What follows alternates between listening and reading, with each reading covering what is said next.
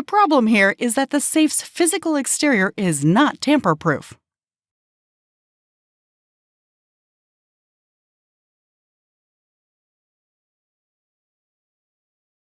As you can see, after removing the plastic screw caps, the screws are exposed on the outside of the safe, meaning that a simple screwdriver can loosen the safe just enough to open the door.